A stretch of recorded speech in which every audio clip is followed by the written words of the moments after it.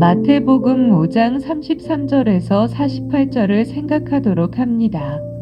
맹세에 대하여 예수님은 그의 제자들 곧 하나님 나라의 새로운 백성들에게 하나님의 이름을 빌어 맹세하는 관행을 금지하셨습니다. 구약에서 하나님의 이름을 빌어 맹세하는 것은 우상을 버리고 하나님께 속해 있다는 헌신의 표시였습니다. 그러므로 거짓 맹세는 곧바로 이 구분을 흐려버립니다. 거짓 맹세는 모든 사람들 앞에서 하나님의 이름이 거룩해지는 일과 관련이 있습니다. 즉, 하나님 나라 공동체의 일원이 하나님의 이름으로 맹세하는 일은 그 맹세의 문제를 떠나 하나님의 이름에 관련되어 있기 때문에 중차대한 일이 됩니다. 마치 이혼의 문제에 있어서 예외 조항으로 제시된 근친상간이 단지 결혼관계의 문제라기보다는 하나님의 백성의 조건에 관련된 조항으로 요구된 것처럼 맹세의 문제에 있어서도 한 개인이 하는 맹세나 서약의 차원이 아니라 이방인들 앞에서 하나님의 이름이 거룩히 여김을 받는 문제이기 때문에 중요합니다. 이같이 너희 빛을 사람 앞에 비추게 하여 저희로 너희 착한 행실을 보고 하늘에 계신 너희 아버지께 영광을 돌리게 하라. 예수께서도 이처럼 기도하라고 가르치셨습니다. 하늘에 계신 우리 아버지여 이름이 거룩히 여김을 받으시오며 하나님의 백성의 말과 삶을 통해 사람들 앞에 드러나는 하나님의 평판, 그분의 거룩한 이름에 대한 관심은 이스라엘의 회복에 있어서 매우 중요한 주제입니다.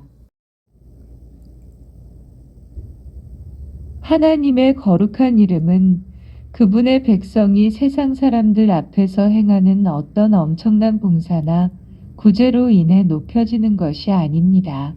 맹세, 약속을 잘 지키는 것입니다. 말에 있어서 신자들이 믿을 만하다. 그들은 약속을 지킨다는 평판을 듣는 것입니다. 정도는 다소 다르지만 예수님 시대의 맹세나 서약은 일상적으로 사용된 것으로 보입니다.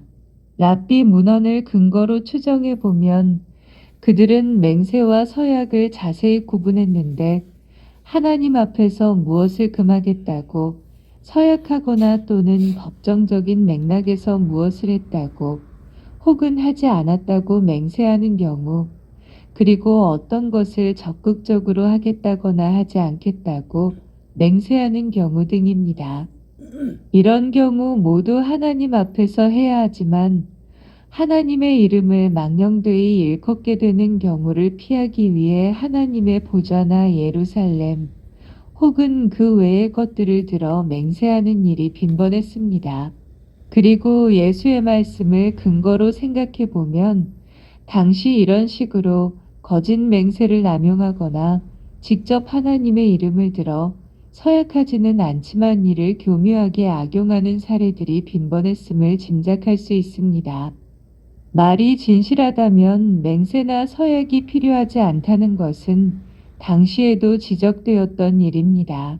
예루살렘과 멀리 떨어진 사해 근처에 자리를 잡았던 쿰란 공동체는 그 구성원의 말의 진실성에 큰 무게를 두어 하나님의 이름을 거론하지 않고 자신의 말의 진실성을 입증할 수 없는 사람은 이미 정죄받은 것이나 다름없다고 생각했습니다.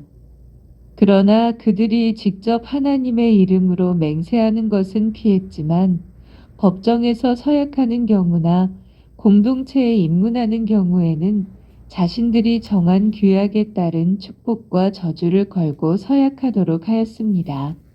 이런 배경에서 볼 때 예수의 요구는 극단적이라 할 수 있을 만큼 철저합니다. 예수께서는 아예 맹세를 금하십니다. 단지 하나님의 이름을 욕되게 하지 않으려는 의도도 있지만 인간의 사악함을 직시하라는 요구도 포함되어 있습니다. 하나님의 보좌나 예루살렘만이 아니라 하늘과 땅, 자신의 머리를 두고도 하지 말라고 하십니다. 자신이 어떠한 존재인지 보라는 것입니다. 옳다, 아니다, 나는 있는 사실 그대로를 시인하는 것 외에 사람이 무엇을 걸고 맹세할 수 있는 존재가 되지 못한다는 것입니다. 그런 인간의 사악함 때문에 하나님의 이름을 욕되게 하는 일이 없도록 해야 합니다. 이렇게 보면 예수님은 구약에서 허용된 맹세에 관한 조항을 폐기한 셈이 됩니다. 헌 맹세를 하지 말라는 것이 아니라 아예 맹세를 금하십니다. 그러나 구약의 맹세에 관한 조항도 예수의 새로운 해석과 명령도 그 핵심은 한 가지, 말의 진실성입니다. 다만 예수는 인간의 사악함에 대하여 보다 철저한 인식을 보여주신 것이고 이미 훼손된 하나님의 이름을 회복하는 명령을 주신 셈입니다. 악한 자에 대하여 구약에서 눈은 눈으로 이는 이로 갚으라는 말씀도 원래 보복을 장려하는 원리가 아닙니다. 사람이 타인의 생명을 자신의 생명처럼 존중해야 한다는 원리와 동시에 보복에 있어서 지켜야 할 형평성 원리를 가르칩니다. 즉, 내가 다치게 한 상대방의 눈은 바로 내 눈만큼 귀하다는 원리와 또한 내가 눈을 다쳤는데 그 때문에 상대방의 생명까지 빼앗는 식의 과도한 보복은 할 수 없다는 것, 즉 죄와 벌 사이의 형평성에 관한 원칙을 선언한 것입니다. 노예가 많은 수를 차지했던 고대 근동의 당시 사회상을 생각하면 모세의 율법은 당대의 하나님의 형상인 인간의 존엄함을 선포한 놀라운 법체계임을 알 수 있습니다. 하지만 예수님 시대의 이런 구약의 법들은 지나치게 복수하고 싶은 인간의 마음과 충동을 정당화하는 다양한 해석들을 통해 여러 가지 방식으로 남용되었습니다. 예수님은 이 문제를 다루시면서 먼저 악한 자에게 그와 똑같이 악한 방식으로 맞서지 말라고 가르치십니다. 보복이라는 주제는 같지만 예수님의 해결 방식은 사뭇 다릅니다. 단지 율법의 생명 존중과 형평성의 원리가 아니라 그 이상의 다른 원리가 적용됩니다. 어쩌면 예수님은 이 보복의 원리를 이스라엘 공동체 내에서라기보다 이미 그런 생명 존중과 형평성이 적용될 수 없는 상황, 예컨대 로마에 압제당하는 피식민지의 이스라엘 사람들의 상황을 고려하고 있는 듯합니다. 그러나 악한 자는 어디에도 있습니다. 그러므로 예수의 말씀은 나중에 그를 심판하여 십자가에 매다는 이스라엘 지도자들을 대하는 그분 자신에게도 적용됩니다. 즉, 악한 자를 대하여 승리하는 방식입니다. 이것이 더 나은 의이며 누가가 마태와 동일한 문맥에서 은혜라고 표현한 애입니다. 악한 자를 그와 똑같이 악한 방식으로 맞서지 않는다면 어떻게 이를 극복할 수 있는가? 마태복음 5장 3구 4~2절에 제시된 4가지 예들은 한결같이 동일한 원리를 제시합니다. 예수님께서 제시한 방식들은 하나같이 피해자가 일방적으로 당하는 것이 아니라 그가 도리어 주도권을 가지고 비폭력적이지만 매우 효과적인 방식을 선택합니다.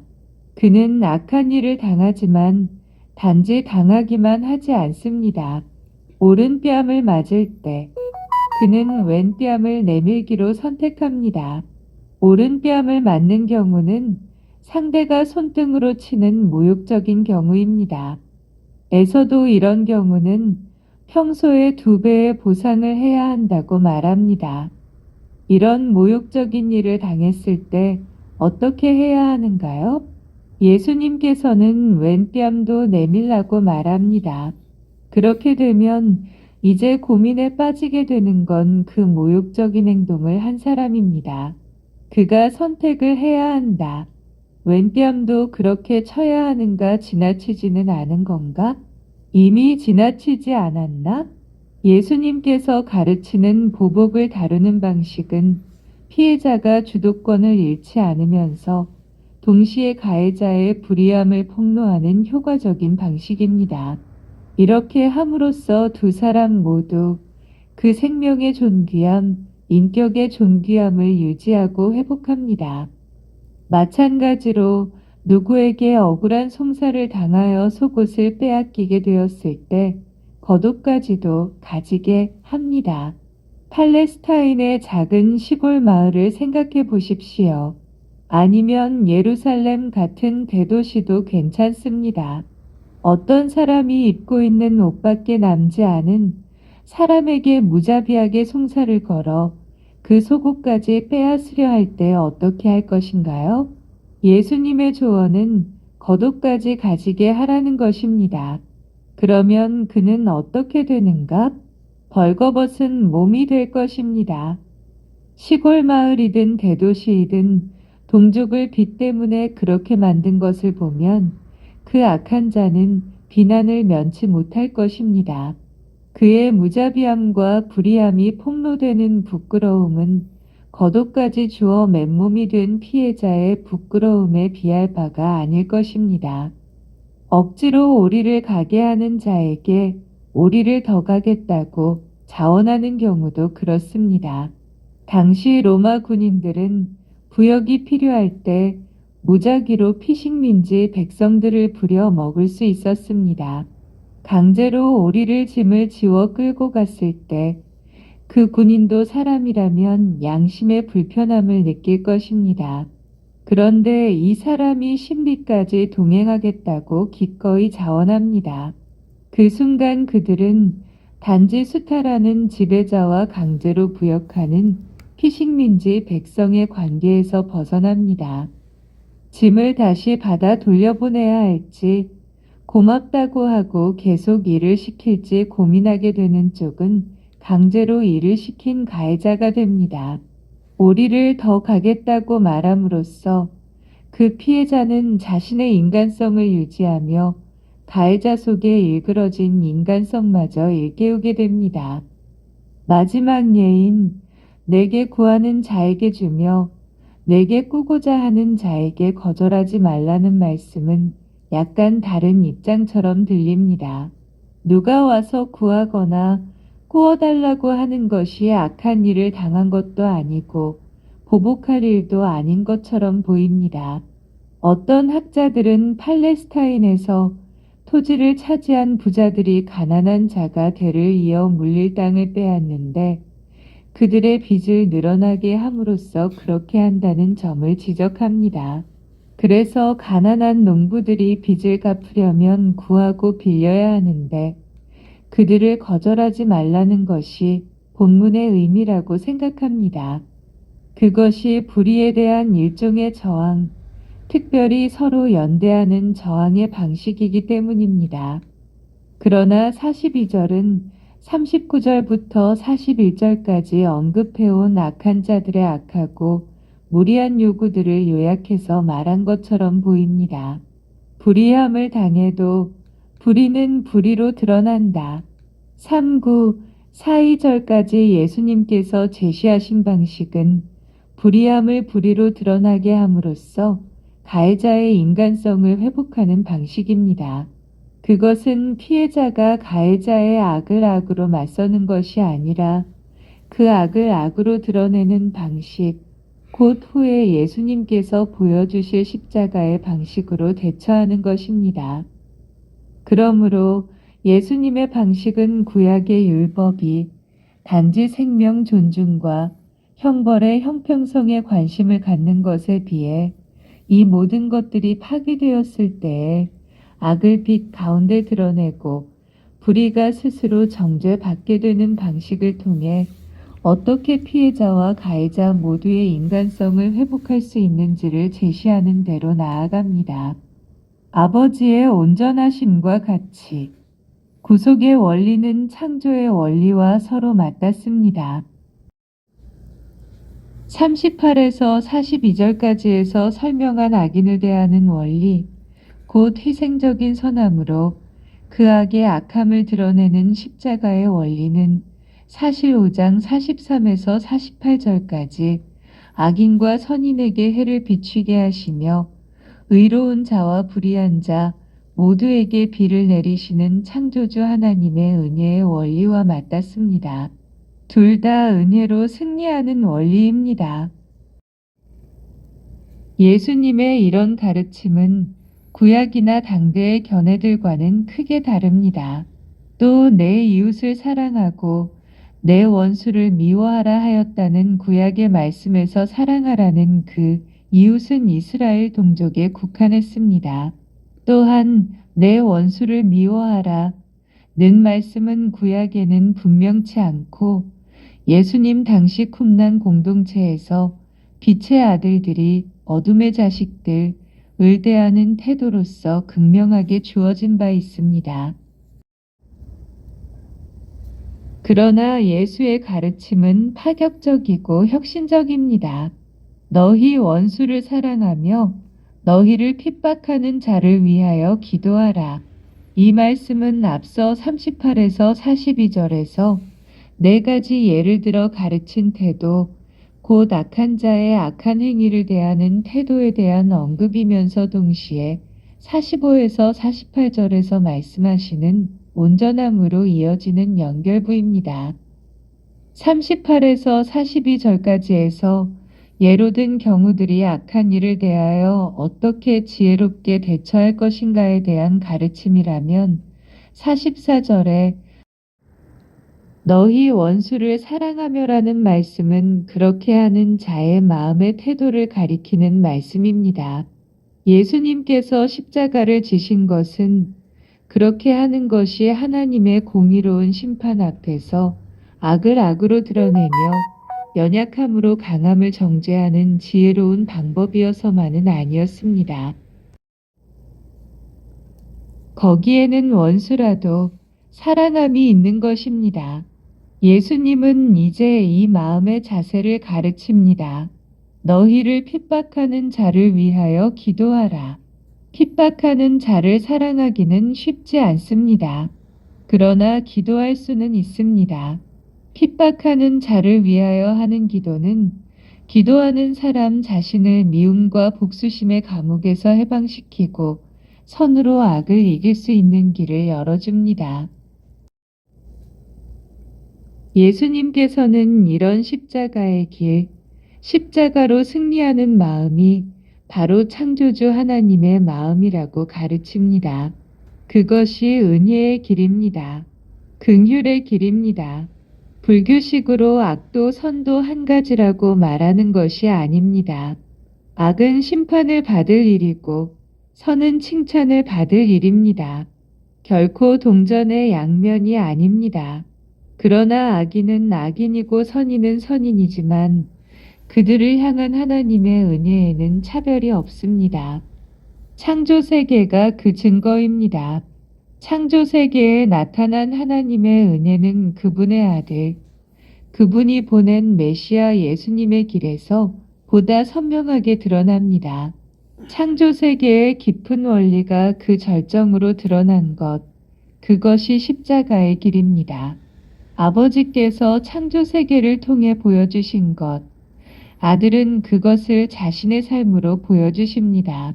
이같이 한즉 하늘에 계신 너희 아버지의 아들이 되리니 성경적인 의미에서 온전함이란 단지 도덕적으로 종교적으로 흠이 없는 완벽을 의미하지 않습니다. 우선적으로 그것은 그 사람 존재에 홈 없는 완벽이 아니라 관계의 온전입니다. 이를테면 죄인은 스스로 완전하지 않지만 완전하신 하나님과 관계 맺음으로 스스로는 부족해도 그 관계 때문에 온전해질 수 있습니다. 반대로 스스로 흠 없는 의인이라도 그가 하나님과 관계 맺을 수 없다면 그는 온전하지 않습니다. 온전은 우선적으로 관계에서 옵니다.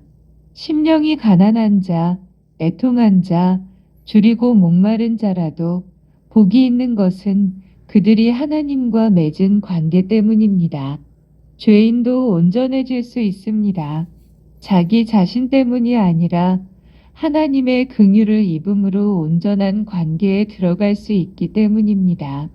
그러므로 신자가 온전해질 수 있는 길은 항상 열려 있습니다. 하나님을 닮은 자녀로서의 온전함은 이런 식으로 먼저 관계의 온전함에서 시작합니다. 48절에서 예수님께서 요구하신 온전함, 도 하나님과의 관계를 떠나서는 생각할 수 없습니다. 그것은 하나님과의 관계 속에서 점점 하나님의 관점으로 옮아가 결국은 그의 시각과 태도가 하나님께서 사람들을 대하시는 시각과 태도로 전환될 때 생기는 온전함입니다. 아들은 아버지를 닮습니다. 아버지는 아들을 통해 그분이 어떤 분인지 드러내십니다. 신자들은 하나님을 아버지로 모신 자녀들입니다. 하나님의 자녀들은 하나님 아버지의 모습을 드러냅니다. 자녀들의 온전함이란 부모를 닮는 것입니다. 그만큼 성숙한 것입니다. 신자들은 하늘에 계신 너희 아버지를 닮는 성숙함, 그분의 온전함을 드러내도록 부름받습니다. 이 하늘 아버지의 성품의 특징은 차별 없는 은혜입니다. 악을 선으로 갚아 이기는 은혜입니다. 그것이 창조주 하나님이 드러내신 그분의 통치, 곧 그분의 나라의 특징입니다.